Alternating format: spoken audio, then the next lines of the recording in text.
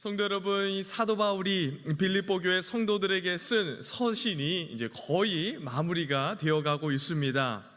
여러분, 사도 바울이 빌립보 교회 성도들을 향해 편지를 처음 쓸 때 어떻게 이 서신을 시작했는지 여러분 기억하십니까?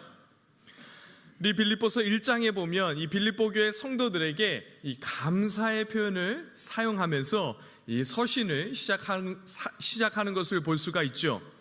왜냐하면 빌립보 교회가 여러분 사도 바울이 이 감옥에 갇혀 있을 때 에바브로 디도를 통해서 헌금을 보내왔죠.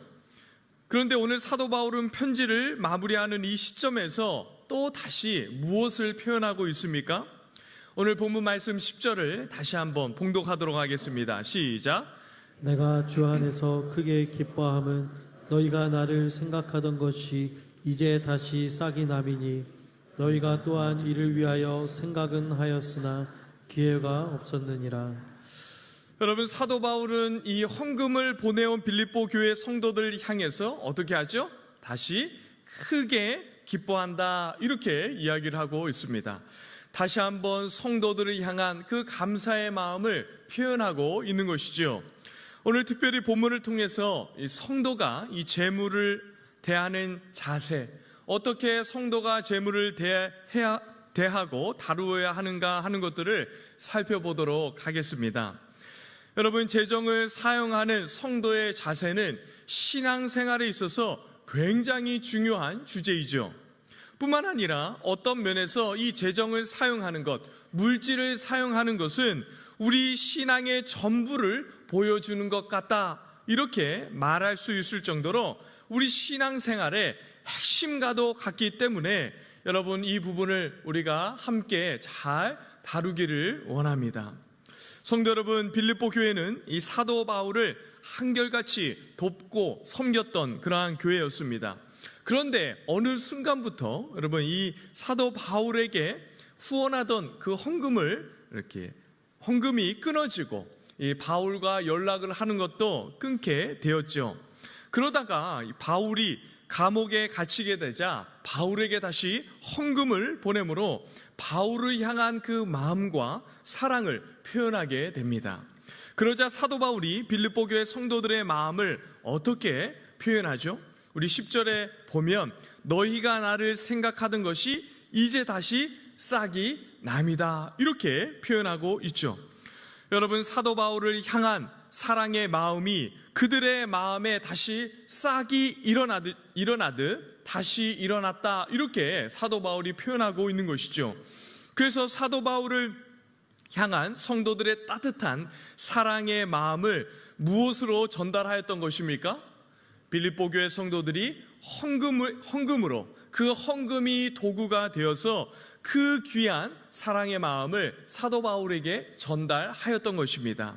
그래서 사도 바울은 그 빌립보 교회 성도들의 마음이 담긴 이 헌금을 딱 받고 내가 크게 기뻐한다, 이렇게 고백하면서 내가 받은 돈 때문에 기뻐하는 것이 아니라 그 헌금이 바울을 향한 빌립보 교회 성도들의 그 마음이 이전에는 춥고 딱딱하게 얼어붙었던 겨울과 같은 그러한 마음을 지나서 만물이 다시 돋고 새롭게 싹이 나는 그러한 따뜻한 봄이 왔다는 사실을 알리는 것이기 때문에 바울이 크게 기뻐한다, 이렇게 이야기를 하고 있는 것입니다.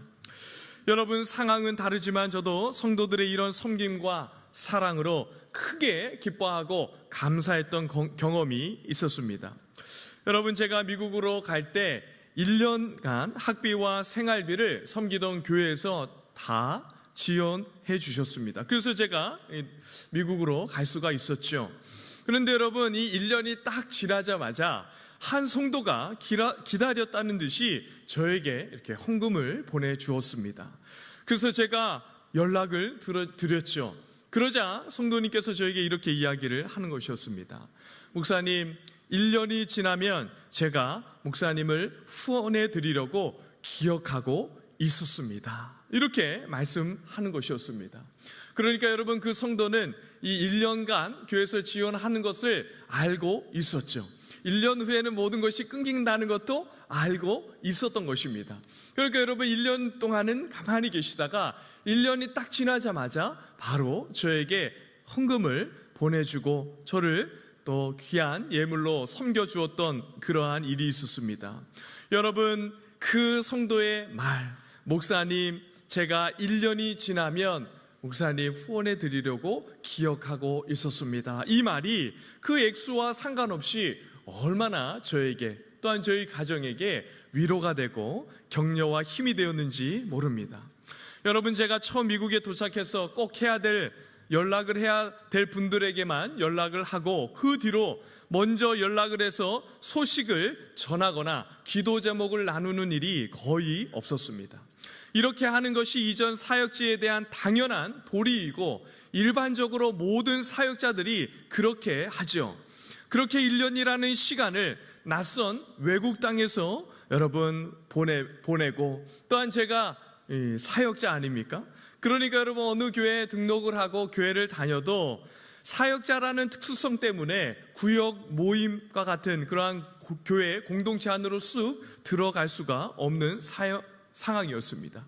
그렇기 때문에 여러분 제 마음에 늘 그 마음 한 자리가 어떻겠습니까? 늘 비어있고 참 성도들과 교제하고 싶고 교회 안에서 함께 공동체의 귀한 사랑과 은혜를 누리고 싶었는데 늘 빈자리가 있었던 것이죠. 그런데 여러분 그때 모든 지원이 끊어지고 중단되는 그 시점에 그 성도의 후원과 연락은 저에게 얼마나 큰 위로와 격려가 되었는지 모릅니다. 그렇게 그 성도님 한동안 저를 위해 꾸준히 헌금을 보내주셨던 것이 외국 생활을 하면서 제가 얼마나 큰 위로가 되었는지 지금도 생생하게 기억이 납니다. 사랑하는 성도 여러분, 이 금액의 문제가 아니죠. 헌금 자체 때문에 기뻤던 것이 아니라 저와 저희 가정을 생각하는 그 성도의 귀한 마음과 사랑 때문에 제 마음이, 저희 가정이 기쁨을 누리고 위로와 힘과 그 귀한 격려를 누리게 되었던 것입니다. 사도 바울이 빌립보 교회 성도들이 자신에게 보낸 헌금을 통해 빌립보 교회 성도들의 마음에 싹이 나고 다시 봄이 왔다라는 사실 때문에 기뻐하면서 얼마나 크게 기뻐하는지 여러분 그 성도들에게 자신의 마음을 표현하고 있는 것이죠. 그런데 여러분 그 기쁜 마음을 표현하는데 어떤 방식으로 표현하는지 한번 보십시오. 우리 11절 말씀 함께 봉독하도록 하겠습니다. 시작. 내가 궁핍함으로 말하는 것이 아니니라 어떠한 형편에든지 나는 자족하기를 배웠노니.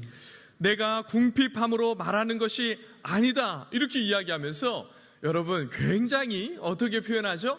감사와 기쁨을 표현할 때 굉장히 조심스럽게 표현하는 것을 우리가 볼 수가 있죠.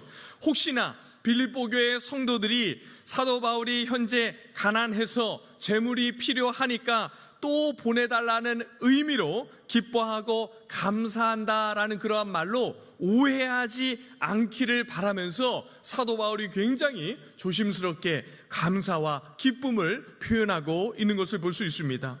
사도 바울은 다시 한번 성도들에게 재정이 채워져서 기쁜 것이 아니라 성도들의 마음 때문에 기뻐하고 감사한다라고 말씀하고 있는 것이죠.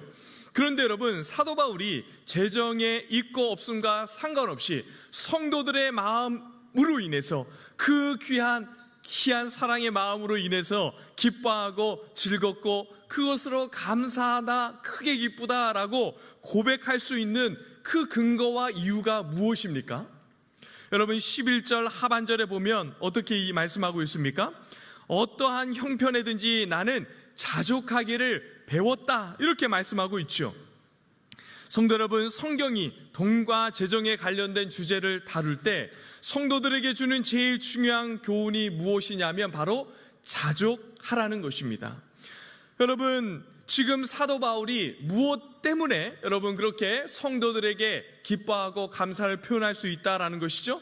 너희가 보내준 돈의 액수 때문에가 아니고 나는 어떠한 형편에든지 자족하고 만족할 수 있는 그런 삶을 살아가고 있다. 그렇기 때문에 나는 너희들이 보내준 헌금 그것도 너무 감사하지만 그것 때문에 기뻐하는 것이 아니라 너희 마음 때문에 기뻐하고 나는 어떠한 형편에든지 자족하는 그러한 삶을 배웠기 때문에 너희로 인하여 정말 기쁘고 감사하다, 이런 고백을 쏟아내고 있는 것이죠. 여러분, 우리가 살고 있는 한국 사회는 자본주의 사회 아닙니까? 그래서 사람들이 돈에 대해서 일반적으로 어떤 생각을 가지고 있습니까? 돈은 많으면 좋은 것이고 더 많이 가지고 있어야 한다라고 대부분 이렇게 생각을 하며 이 땅을 살아가죠. 그래서 사람들의 행복의 첫 번째 조건이 무엇입니까? 돈입니다. 돈이 많아야 행복해지고 돈이 많으면 많은 일을 할 수 있고 많이 벌어야 부자가 되고 그래야 성공한 사람이 되는 것처럼 여기는 것이 오늘 우리가 몸담아 살아가고 있는 이 한국 사회의 보편적인 생각과 모습이죠. 그런데 성경은 어떻게 말씀하고 있습니까? 돈을 사랑하지 말고 자족하라, 이렇게 말씀하고 있습니다. 성도 여러분, 그러면 성경이 가르치는 이 자족하라라는 말씀이 어떤 의미이죠? 여러분, 우리 12절 말씀 함께 봉독하도록 하겠습니다. 시작. 나는 비천에 처할 줄도 알고 풍부에 처할 줄도 알아. 모든 일 곧 배부름과 배고픔과 풍부와 궁핍에도 처할 줄 아는 일체의 비결을 배웠노라. 여러분, 자족한다는 것이 어떤 의미입니까? 우리 12절 말씀에 분명히 우리에게 말씀해 주고 있는데 무엇입니까? 비천에 처할 줄도 알고 풍부에 처할 줄도 아는 것, 이것이 자족하는 것입니다. 두 가지이죠. 먼저 무엇입니까? 비천에 처할 줄 안다라는 것입니다. 여러분, 본문에서 비천이라는 것은 가난에서 당하는 천대와 멸시를 말하는 것이죠. 여러분, 사람들이 돈이 없으면 돈만 없다, 저 사람은 돈만 없어, 이렇게 보는 것이 아니라 사람들로 하여금 어떻게 취급당합니까? 사람들에게 업심여김을 받게 되죠. 그래서 가난을 사람들이 싫어하는 이유 중에 하나는 그저 가난 때문에 없어서 배고프고 하고 싶은 것 마음껏 하지 못하고 이러한 저런 것 때문에 아픔, 그런 것 때문에도 참 마음이 아프지만 그런 것 때문이 아니라 사람들이 가난한 사람들을 업신여기고 무시하면서 인격적으로 함부로 대하고 말하기 때문에 가난을 싫어하는 것이죠. 특별히 우리나라는 가난한 사람들에 대해서 너무나 아무렇게나 대하고 함부로 하는 그러한 경향이 사회 곳곳에 묻어있지 않습니까? 여러분, 한번 생각해 보십시오. 우리 모두가 가난하고 힘들었던 그러한 시절이 있었고 그 가난의 아픔과 고통도 우리가 다 알지 않습니까? 그런데도 불구하고 여러분, 가난한 것 때문에 얼마나 사람들을 무시하는지 여러분과 저의 모습들을 한번 되돌아보시기 바랍니다. 그래서 많은 사람들이 가난에 처할 때 수치를 당하고 함부로 대하고 인격적인 무시를 당하게 되는 것이죠. 이것이 비천입니다. 그런데 사도 바울은 이 비천을 어떻게 하죠? 나는 비천에 처할 줄도 안다, 이렇게 이야기하고 있는 것이죠. 그러니까 돈이 없어서 가난한 수모, 그 가난 때문에 당하는 멸시, 사람들의 비웃음과 조롱, 이 모든 것을 당할 때 어떻게 그것들을 감당해낸다는 것이죠?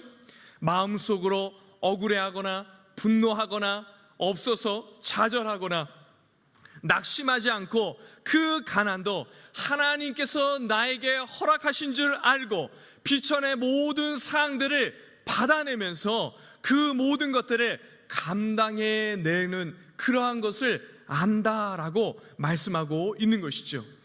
그래서 여러분, 사도 바울이 말하는 이 비천에 처할 줄도 안다라고 할 때 이것이 바로 자족하는 것의 첫 번째 의미인 것입니다.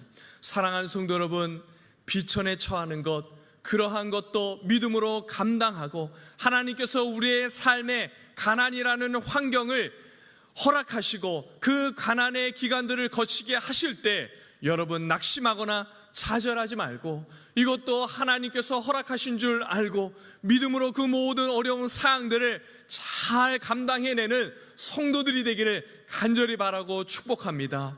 또한 없고 가난 때문에 때로는 사람들이 마음 아픈 이야기를 하고 상처되는 이야기를 하며 그러한 눈으로 우리를 바라볼 때 괜찮다라고 생각하시고 이 가난이 하나님께서 나에게 허락하신 훈련의 기간이다라고 믿음으로 바라보면서 그 어려운 시간들을 잘 감당해내는 성도들 되기를 간절히 바라고 축복합니다. 두 번째로 무엇을 이야기하고 있죠? 자족한다라고 할 때 두 번째 무엇이 담겨져 있는 것입니까? 풍부에 처할 줄도 안다, 이렇게 이야기하고 있습니다. 성도 여러분, 한국 사회에서 돈을 많이 벌고 돈이 많은 사람들은 대부분 자신을 어떻게 생각하죠? 네, 돈이 많다 이렇게 생각합니까? 아, 나에게 그냥 돈이 많구나 이렇게 생각합니까? 야, 내가 성공했다 이렇게 생각하지 않습니까? 그래서 여러분, 다른 사람보다 자기가 훌륭하고 더 나은 존재라고 생각하는 경향이 있습니다. 그래서 이 사회는 돈이 그 사람의 신분과 지위를 의미하고 성공과 실패의 기준처럼 여기며 그렇게 인생을 살아가죠.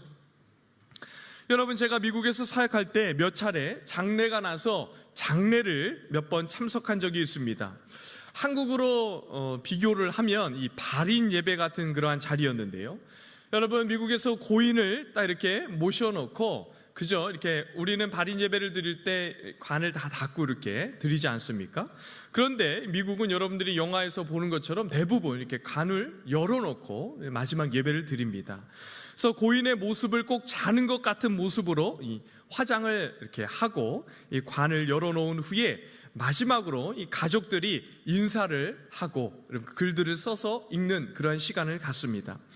이 몇몇 자녀들이 글을 써서 읽었고 제가 그러한 글들을 몇 차례 읽고 또 이렇게 들었던 기억이 나는데요.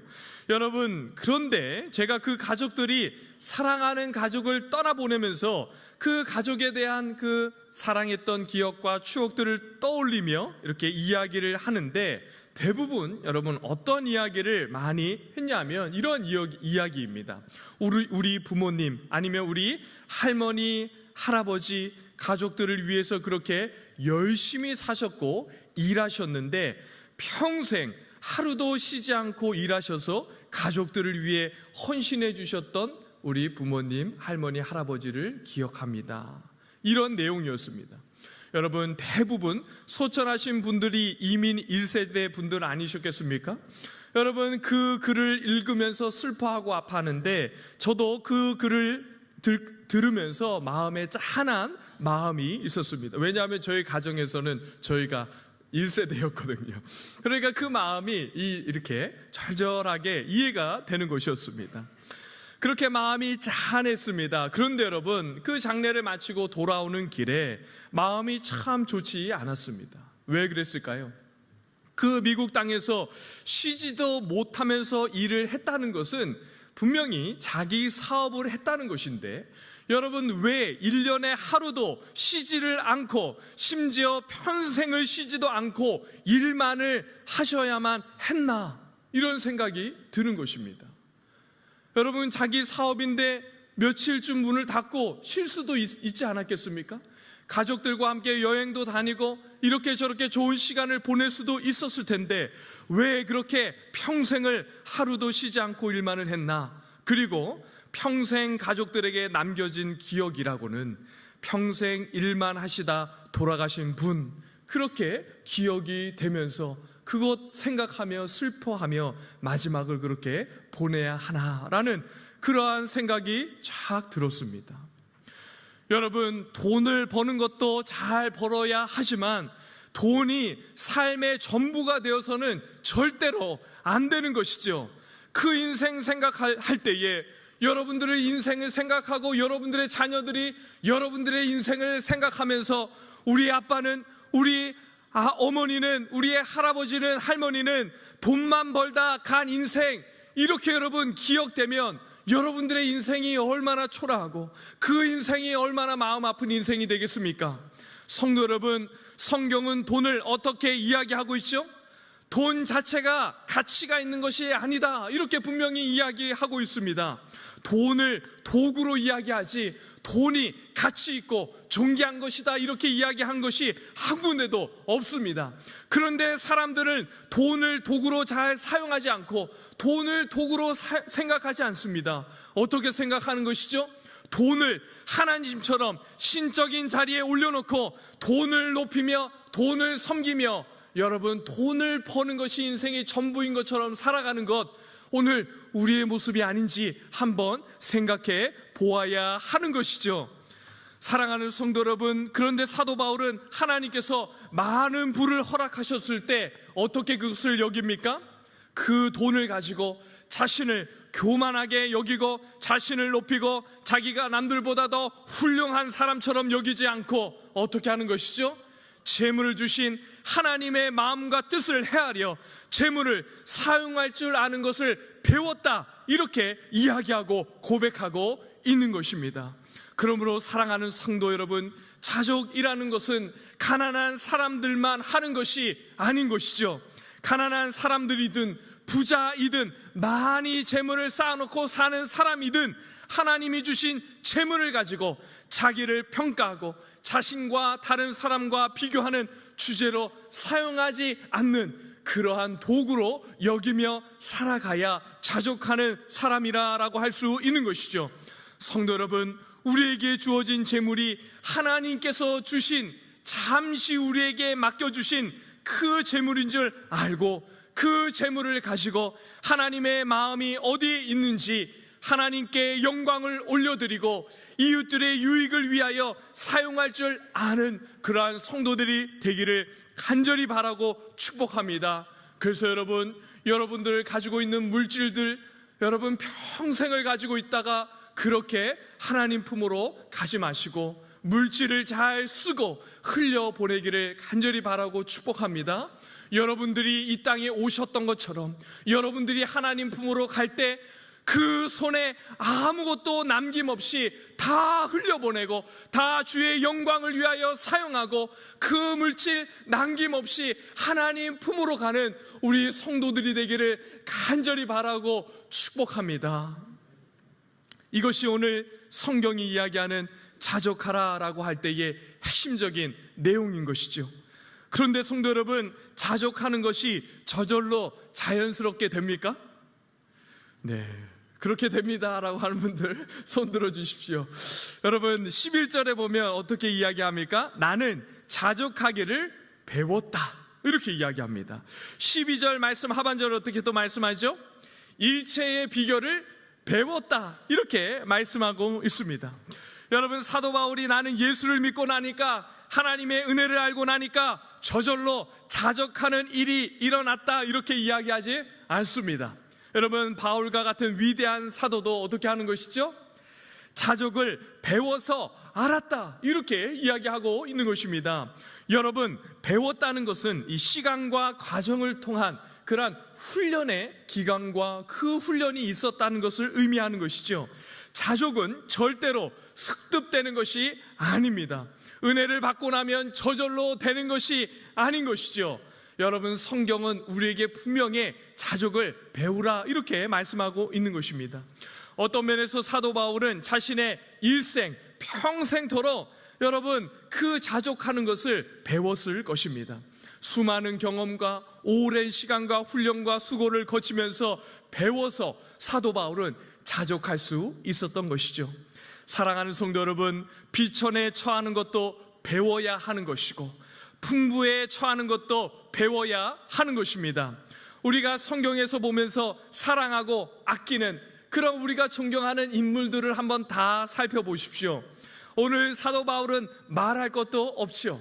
여러분, 우리 구약 성경에 모세 얼마나 사랑하고 존경하는 인물입니까? 모세는 여러분 어떤 사람이었죠? 40년간 애굽의 왕자로 자랐습니다. 여러분, 지금도 여러분 대통령 아들로 태어나고 그 자녀로 살아가는 것이 얼마나 많은 정말 부귀 영화가 있습니까? 그런데 그 당시에 그 애굽의 이 왕자로 태어나서 이 왕궁에서 온갖 좋은 환경을 누리고 당대 최고의 학문을 배우고 자랐지만 하나님께서 여러분 그 모세를 언제 사용하십니까? 40세에 어디로 보내시죠? 광야로 보내십니다. 광야에서 여러분 40년간 그가 얼마나 참 마음 아픈 시간을 보냈겠습니까? 40년을 광야에서 보낸 후에 그제서야 하나님께서 모세를 사용하시죠. 여러분 다윗은 어떻습니까? 지금 이스라엘, 지금 여러분들이 알고 있는 그 이스라엘이라는 나라 알죠? 그 이스라엘 백성들이 여전히 사랑하고 존경하는 다윗, 그 다윗은 여러분 기름 부음 받아서 이스라엘의 왕으로 세워졌는데 그가 실제로 이스라엘의 왕이 된 시절은 기름 부음 받은 그 시절로부터 13년이라는 시간이 지난 후에 그가 이스라엘의 왕이 되어서 하나님의 그 놀라운 역사와 일들을 감당하며 나라를 섬기는 사람이 될 수가 있었던 것이죠. 13년이라는 그 세월 동안 여러분 다윗은 어떠한 삶을 살았습니까? 사울에게 여러분 쫓김을 당하고 생명의 위협을 받으면서 살아갔던 사람이 바로 다윗이었던 것입니다. 그 시절 여러분 비천에 처하는 것을 배우면서 여러분 모세도 그렇고 다윗도 그렇고 가난한 사람, 멸시받는 사람, 모욕당하는 사람들의 아픔과 고통을 배우고 알았을 것입니다. 여러분 그렇게 그 자리에 세워질 때에 그러한 사람이 되어서 그 높은 신분과 지위를 하나님께서 허락하실 때 그때야 사람들의 마음을 받아내고 품어내면서 따뜻하게 사람들을 여러분 받아내는 그러한 일들을 행하면서 사람들을 위로하고 격려하고 세워내는 그러한 일들을 감당할 수 있었던 것이죠. 사랑하는 성도 여러분, 하나님께서 때로 우리를 그렇게 비천에 처하게 하실 때가 있습니다. 그래서 우리가 경험하고 배움을 통하여 참된 자족함이 무엇인지 알고 자족이 우리의 마음이 생기게 하게 되는 것이죠.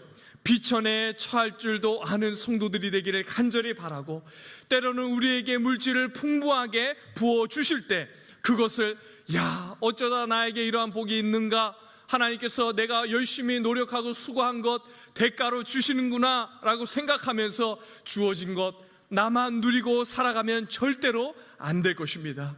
주어진 것 일부를 반드시 구별하여 하나님께 올려드릴 뿐만 아니라 주변에 있는 이웃들에게 흘려보내고 정말 하나님께서 원하시고 필요하신 곳에 정말 그곳으로 그 물질을 보낼 줄 아는 그러한 성도, 풍부에 처할 줄도 아는 자족을 배우고 자족하는 삶을 살아가는 성도 되기를 간절히 바라고 축복합니다. 그런데 여러분, 사도 바울이 이렇게 자족을 배울 수 있었던 근거가 무엇입니까? 우리 13절 말씀 우리 함께 봉독하도록 하겠습니다. 시작.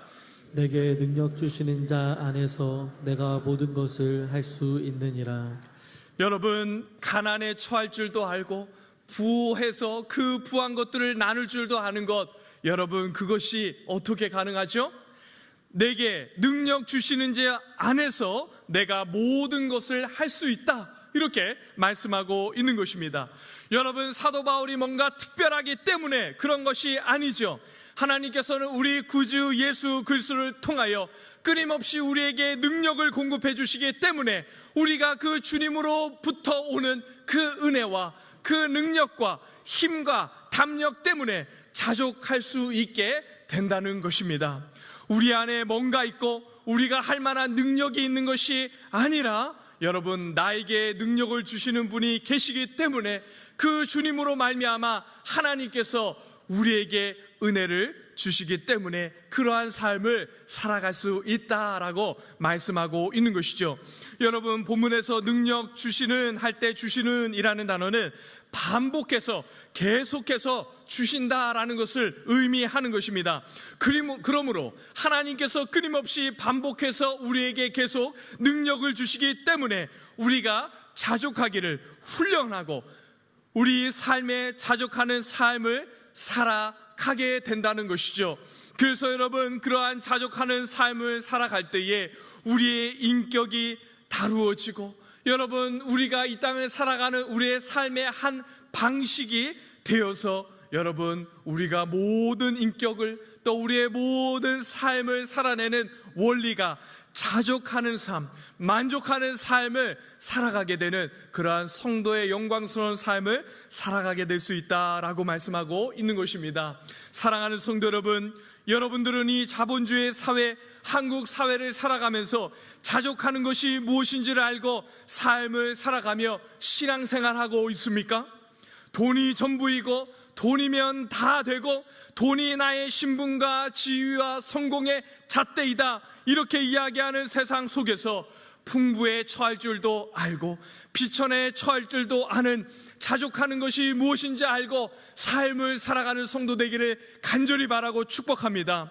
우리에게 능력 주시는 분, 그분이 우리 안에 계신 줄 알고 날마다 우리와 함께 하시는 그 하나님, 우리와 동행하시는 그 주님의 은혜와 능력을 붙들고 우리의 힘만으로는 할 수 없는 그 자족이 습득되고 배워지고 누려지기 시작하면서 자족하는 삶을 살아내고 하나님을 섬기며 사람들의 마음을 만져내고 영혼들을 치료하고 회복하는 그러한 복된 성도의 삶을 다 살아 누리는 우리 모든 서울남교회 성도들 되시기를 주님의 이름으로 간절히 바라고 축복합니다.